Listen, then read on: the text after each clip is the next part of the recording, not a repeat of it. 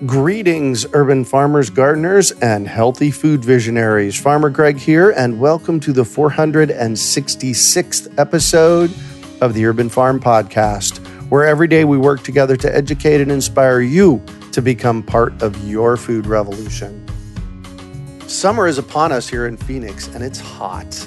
With more people getting skin cancer these days, I'm not willing to take chances with the sun anymore. Before I introduce today's podcast guest, I want to share with you how I stay cool and comfortable working in the summer heat.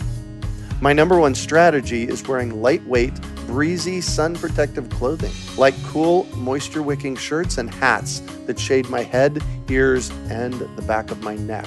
I've partnered with Gemplers.com to handpick my personal favorite sun protective wear, and you can see them at Gemplers.com/urban farm. That's Gemplers, GEMPLERS.com/urban farm. When you use the code UrbanFarm01, you get 20% off your first order. Heidi and I use these essential items on this list every day on the Urban Farm. Check them out and stay cool this summer. Superfoods like blueberries, sweet potatoes, turmeric, ginger, garlic, microgreens, and more are so full of nutrients, they are considered to be exceptionally healthy. Growing them is easy if you know what you're doing, and that's why I'm sharing with you the Superfood Garden Summit. In this free online event, you'll glean the secrets of visionary gardening experts and learn their best hacks. Plus, I will be presenting a talk on 3 keys to ultimate fruit tree success. Between presentations, get your questions answered with live Q&As and even win prizes. Did I already mention that this is happening online and it's free, so you can attend from anywhere? Learn more and reserve your spot at urbanfarm.org/superfood. Today on our podcast, we have someone who brought residents, local government, and businesses together to build an epic garden and so much more. We're talking with Shannon McBride about successful community collaboration. Shannon grew up in the 19 North community in Central Phoenix, where she currently lives. In her career journey, she has held executive positions with Fortune 100 companies, working in human resources, communications, strategy implementation, and training and development. Her community work began as pastor at Open Door Fellowship Church, where she founded 19 North, a nonprofit community development organization that is bringing together schools, churches, neighborhoods, local government, city offices, and businesses to help assure that every business thrives, every student succeeds, and every neighborhood is safe. Welcome to the show today, Shannon. Are you ready to rock? I'm so ready. Thank you. Excellent. So I shared a bit about you. Can you fill in the blanks for us and share more about the path you took to get where you're at today? Absolutely. I grew up in this area, so I'm loyal to this area. It's my home. It has been. My daughter grew up here. And one of the things that happened, the light rail came right down the center of our community. And that was a huge change for us. But it became the catalyst and the opportunity for us to do something amazing together. It really brought our community together. What I realized is that we had a lot of great efforts happening, whether it was schools doing great things, neighborhood groups doing great things, police doing great things, but there wasn't really a way of bringing us all together for even greater things, greater work. So that was the idea, and so I threw it out there to a bunch of people and said, would you want to do this? And so it began a journey of saying, what if we collaborated on a common vision for what we want in our community? And that birthed 19 North. That birthed the name and all the programs that we're doing now. Wow. And how has it been received by the community? I think really well. What my heart and bent is to find out what we have in common, the vision that we all want. What do we want? And then can we work on that together? What often brings people to meetings is what they don't want. They're mad. Something's happened that made them mad, scared them, they don't like. And so that's a great conversation starter, but then that doesn't get you anywhere. And so my whole goal is to say, what do we want? And can we share that vision and get all those people around the same table to say, let's each do our part so that we can move where we want to go together. And so this really leads to a process of community collaboration. Why is that so important? Because really that's how it all happens. You know, I tell the story a lot. The community garden is a picture of exactly what this is all about. We had nothing as a group. We had an idea of, hey, there's this empty space. Let's go put a garden there. But how would we do that? We have no money, but we started pulling the right people together, people that could each do their part. And now we've got this beautiful space where gardening and community gets to be experienced. I liken it to the old children's story of Stone Soup. And briefly what it's about is soldiers come into a village and they're hungry.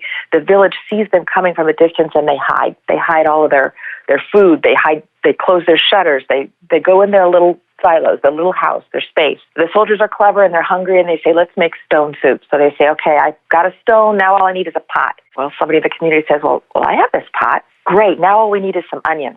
Somebody else says, well, I've got some onions. And great. Now all we need is potatoes. And little by little, they make this incredible, beautiful, delicious pot of soup that's better than any one family could have made. And if that isn't great, then you turn the page and they bring out their musicians and their tables and their chairs and their artists, and they experience community together. And that changes them. When the soldiers leave, the village is still standing together going, wow, we can now have relationship and we've done something together. And that is the essence of community. And that's the essence of everything I'm trying to do. Wow. And I can feel it in your energy and talking about it. How does it actually make you feel? It's life-giving. I feel like I'm 58 and I feel like it's all come together. All of my different work experiences and passions and personality and quirk and faults have all come together for this season where I get to do something I really love doing because it feels so right. It's about people. Everybody gets to win. In what I'm creating, like everyone wins because we're all getting what we ultimately want as far as a community and vision. So it's my joy. Nice. Well, and I've said for years is that collaboration is the way to go. This whole notion of competition, I happen to believe, is kind of killing the planet. And what the solution is collaboration. Absolutely. I think as a society, we're set up to function in our silos. I'm a school, I'm a church, I'm a neighborhood group, and we do some great stuff in those silos. And this concept, that's the paradigm breaker, is what if we actually worked together, cross-functionally, across those different silos to do something that we couldn't do alone on our own. And that's where the power is. That's where the momentum happens. And so I read in your bio, you're set up to help assure every business thrives, every student succeeds, and every neighborhood is safe. Tell me about that. So when we started this, it all began with an advisory team that had neighborhood leaders and city government, from planning, Department of Economic Development, the police, some churches, neighborhood groups, nonprofit organizations, all sitting around the table. And we were just saying, okay, what do we want? Again, that's what we got to figure out. Where do we agree so we could begin? And we came up with really the vision of a safe, walkable community for all to enjoy. Okay, that's great. How do we do that? So we started breaking apart some of the things that we want. There was a lot of focus around businesses and economic development. There was a lot of focus around schools and success of our students. And there was a lot of focus around just the safety of our residents in our neighborhoods. So those became our three kind of umbrellas where all of our programs fall under. So that everything that we're doing is an effort to achieve that mission and that vision. That's beautiful. Thank you for that. Mm-hmm. And I stumbled across you, or maybe you stumbled across me, 2 years ago? Yeah. Well, I think it was with the garden, and, you're kind of well known in the area. Mm-hmm. So I was excited just to have your partnership of, again, reaching out to somebody who already is doing it and saying, teach me what you know. Do you want a partner? And you are somebody who wants community gardens to thrive. So you're the perfect resource for us. So that's kind of the way this all happens, is finding somebody who's already doing it and work together on it. So yes, absolutely. Wow. Collaboration in action. Gotta love it. And when did you start this project? I think we started talking about it at least a year and a half ago, if not more. And when we first walked on the property, there was, 6 inches of gravel on it. It was basically the dumping pit for the light rail having gone in. They stored their equipment there, I'm sure, right? They were storing their equipment, and so they had to have, a nice thick level of dirt and rocks so that their heavy equipment could be there. Absolutely.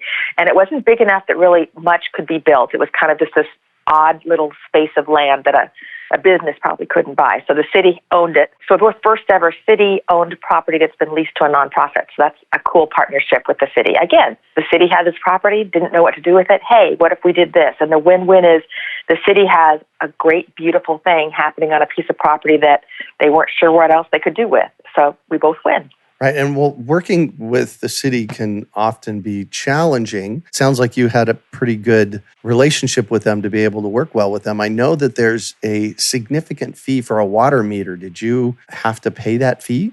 You know, my experience working with the city of Phoenix, different departments, has been incredible, whether it's city planning or neighborhood services or the Department of Economic Development. I just have found them so helpful. And I think it's because I come in with trying to understand their vision and where can we collaborate. Rather than come in with a demand, it's like, what do you want? And where do we fit together that we can both win? So they want beautiful parks and garden spaces. So it's a natural fit. And yes, they were helpful. I think they discounted it tremendously for us to get our water put in. And they were so helpful to make it happen. Excellent. So you have a piece of land and with gravel on it and a working relationship with the city of Phoenix. Where did it go next? So it starts with getting us all around the table with a team that we called the Garden Development Team. And it had residents and businesses and city sitting around the table saying, okay, what do we want? It starts again with what's the vision? So we did that, like literally, let's just put some words out there of what we want it to look like and feel like and what do we want the experience to be in. And then we go, okay, so how would we get there? And then we started to design it and look, we'd like shade and we want places where learning can happen and we want there to be diverse kinds of foods being and a lot of indigenous plants and foods, and let's have a little library. And so we just listed all those things that we'd want. And then it's like, okay, how do we make that happen? Well, it's going out and getting those partners. So really what happened was we had Kiewit McCarthy donated the metal for the fence.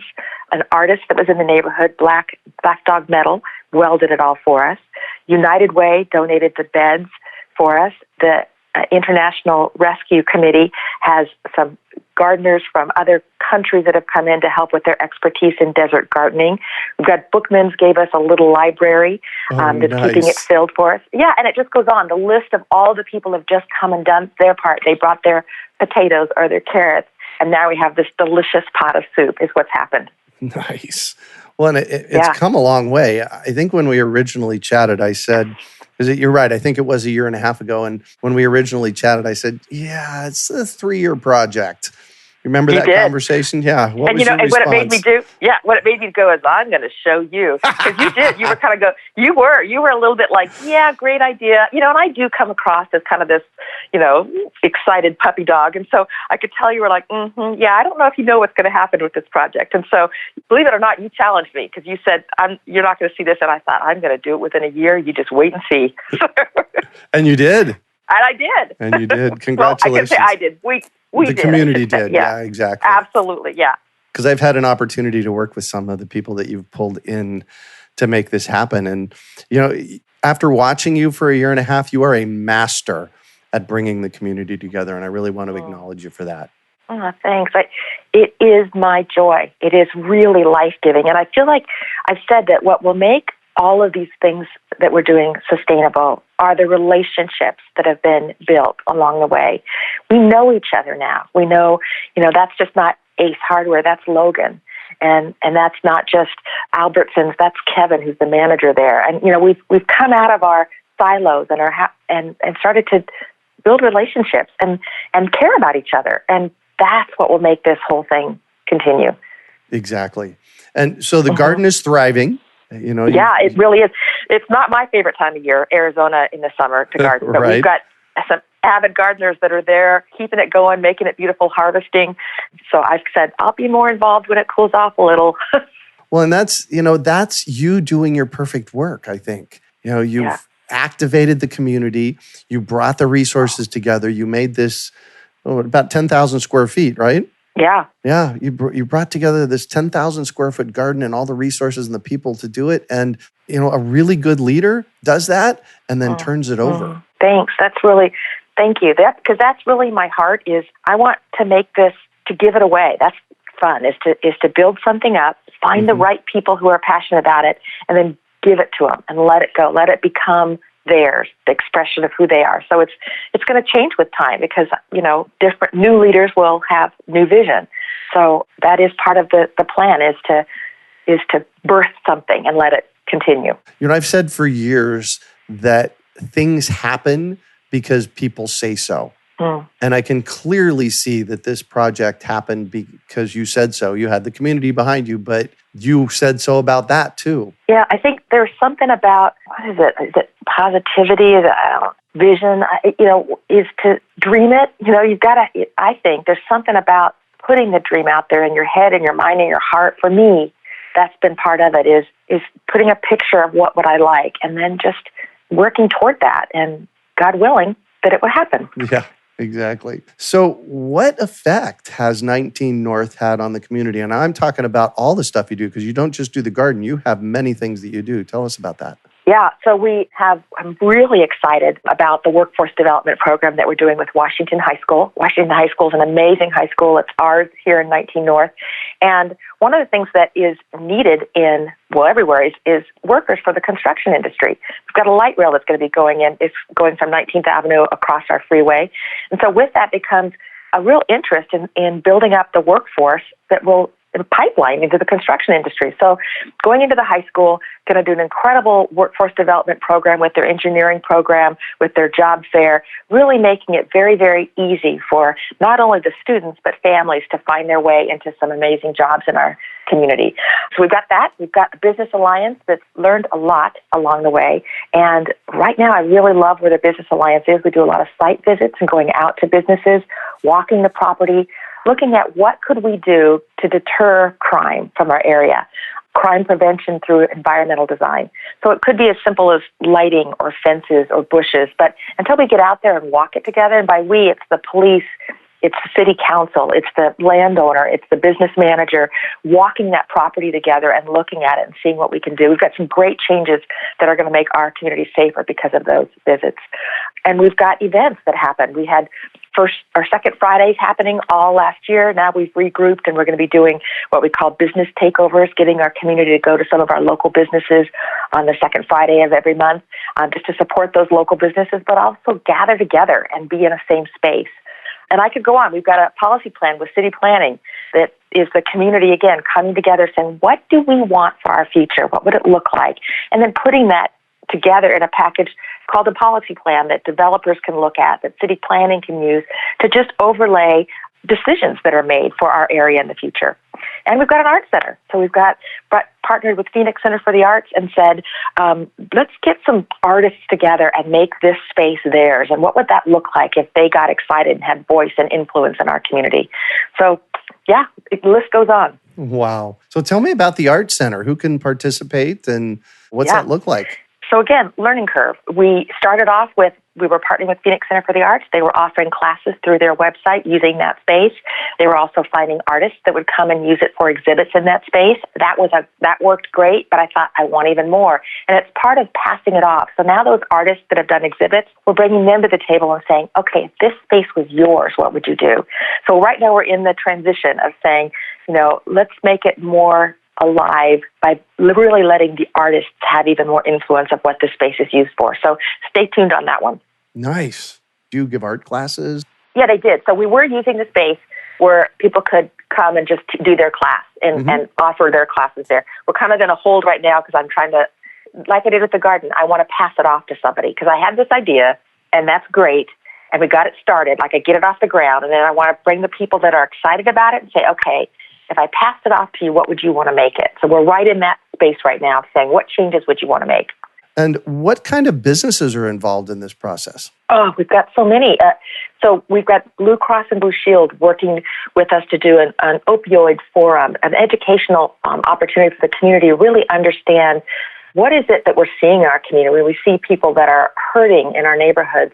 What's some of the underlying causes? So Blue Cross and Blue Shield, we've got a Brazos Central Campus, we've got Albertsons, we've got Los Compadres, we've got Ace Hardware, we've got the Beatitudes Campus, we've got Bookman's. I mean, I could go on. They're all at the table because they all realize this is how we will become safer. This is how we will thrive as businesses and as a community, is to work together. And that's big business all the way down to small business, it sounded like. Yeah, it is. It's the big organizations all the way down to really Mascadores, which is a mom and pop taco shop in the area that's amazing, delicious, and a brand new Honduras restaurant that's just opened up. Wow. How cool is that? So if I wanted to start something like this in my neighborhood somewhere, what advice might you have for me? So I would say it starts by lots of conversations. I think it was trying to find, I needed to know first what was happening in the community. So I went to lots of meetings, neighborhood meetings, school meetings, church meetings. I was just trying to learn, what is out here? What is happening now? Who are the influencers? And then once I knew a lot of those is asking, would you want to work together? So I got to throw out that vision of this idea of what if we collaborated? What if we could actually pull our resources together and exponentially move some of these things along that you're already working on? So I had to learn who the players were and then throw out the vision and see if they wanted to be around the table together. That's how I started. Cool. So I'm going to shift on you, and I'd like for you to talk about a time you failed, how you overcame that failure, and what you might have learned from it. I feel like I have failed more often than there's been success. And I feel a lot like, as an artist, I feel like there's a lot of art to this, that creativity. And so just like I think I would put paint on a canvas and then not like it and want to start over again, or I feel like I start a lot of things that don't necessarily work. But I like the process of discovery. I like the process of creativity. I like to try. And what I said to myself and to God, I'm just going to open the door. I'm going to just knock on the door, I should say. And if it opens and somebody says, yes, let's work together, I'm going to go in. And if it doesn't, then I'm going to go somewhere else. So I give myself permission to fail a lot. And I have to talk myself off that ledge because I have the negative voice in my head that says, this isn't going to work, you're dumb, you don't know what you're doing, all the time. So I have to walk myself back into the permission to fail and to learn. But the list of times it didn't work are really long. Events where not as many people showed up as I wanted, or great ideas that just didn't make it off the ground. Yeah, I've got a lot of those. So what do you consider your biggest success? My favorite thing is when we have, whether it's a meeting or it's a garden work day or whatever it is, and I look around and it's us. It really is a representation of the community all gathered together, because we're very diverse. We have lots of different ethnicities and ages and all of it. And so when we come together and I see us engaging, it's just I could really right now even cry. It's how it's supposed to be, where we're side by side working on something together. And when that happens in the garden, I literally get chills, and I'll nudge the person next to me. Look at this. Look at what's happening. That's the best.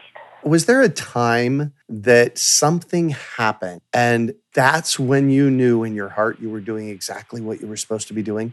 I think it's been this discovery all along.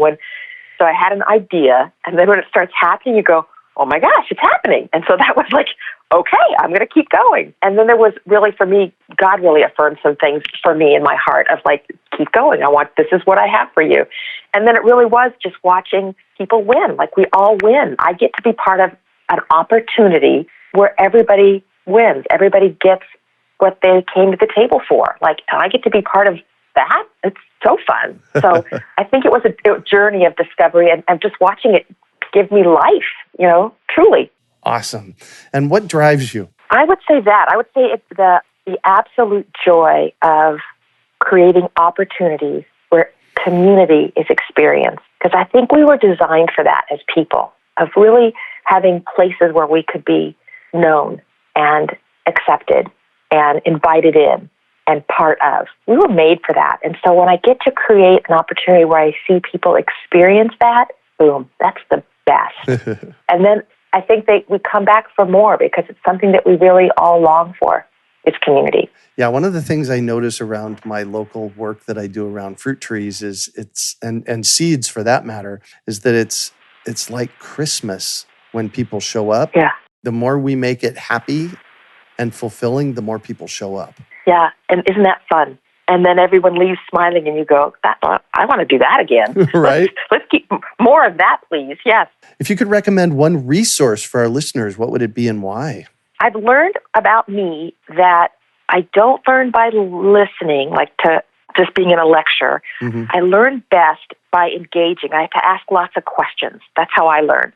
So for me, it's finding people like you who know about the subject that I'm working on or need to know about, and sitting with them, sitting with Josh in city planning and saying, okay, tell me how this happens, and getting to ask all my questions. I learn best by asking lots of questions. So wherever the resource is that's already doing or what I want to do is going to them and saying, can I ask you a bunch of questions? So you're looking for mentors of sorts, or mentoring? Yeah, lots of them.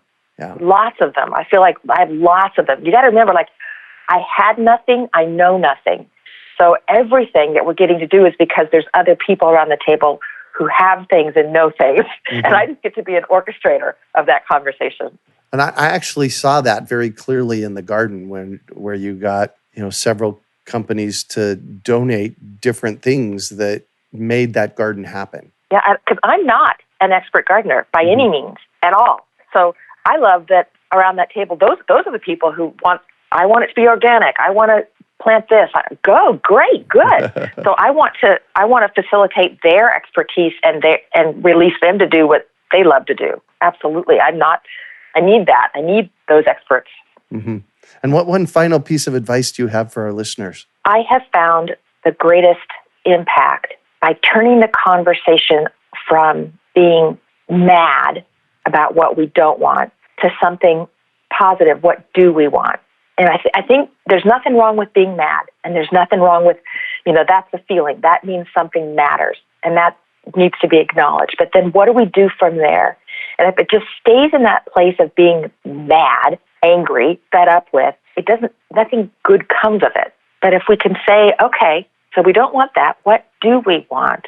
What we'll find is we have a lot in common. There's a lot of people that want that same thing, and let's work together to make that happen. That shift in focus is what allows us to get some positive things done. So that would be my recommendation, is shifting the conversation, not ignoring what's important, but moving from, I don't like this, to, well, what do you want? And who else wants that wants to work on that with me? Yeah, my mom always used to tell me, if you got a complaint, I'll listen to your complaint, but I need 2 solutions. Yeah, and I think that's where people start getting excited, and that's where people start, the positivity is part of building community together. Like, if we just it's really easy to get people together to get mad at something. Right. But then what? Like, okay, so now we're all really mad. Now we're even madder. Okay, but now what?